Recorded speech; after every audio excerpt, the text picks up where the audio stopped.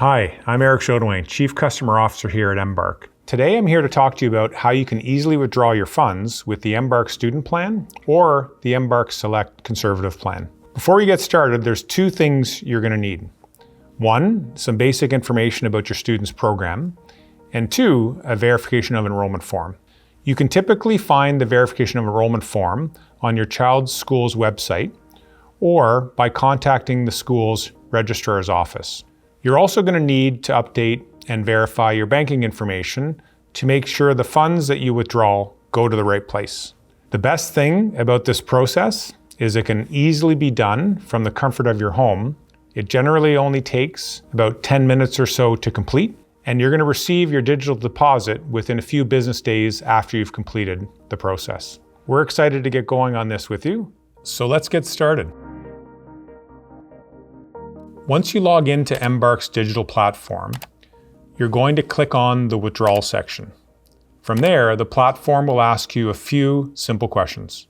Enter your child's name and select whether they are Canadian residents for tax purposes. It'll then ask you for your verification of enrollment form, which looks something like this. The form should include the student's name, the name of the institution and program, a confirmation of whether the program is part or full-time, the length of the academic year, and when the year starts. It'll also need to include the type of post-secondary education the program falls into, the current level of enrollment, when the statement was created, and it must be signed or certified by the registrar's office as well. Let's jump back into it. We'll need you to input the school's name and postal code. You'll then be asked about whether your child is in part-time or full-time studies. A full-time program lasts at least 3 consecutive weeks and includes at least 10 hours of instruction or work per week. A part-time program lasts at least 3 consecutive weeks and includes at least 12 hours per month on the program. Select the option that applies to you and then select whether the program is being offered at a university, via community college, vocational school, or another provider, as well as how long it'll take, what year they're currently in, and when they started the program. It will then ask you how many consecutive weeks your child has already been in the program. This is really important because it affects the amount you can withdraw. In accordance with the Government of Canada, full-time students can only withdraw $8,000 worth of grants and income, called an Education Assistance Payment, or an EAP, during the first 13 weeks of enrollment. After that, you can withdraw as much as you want.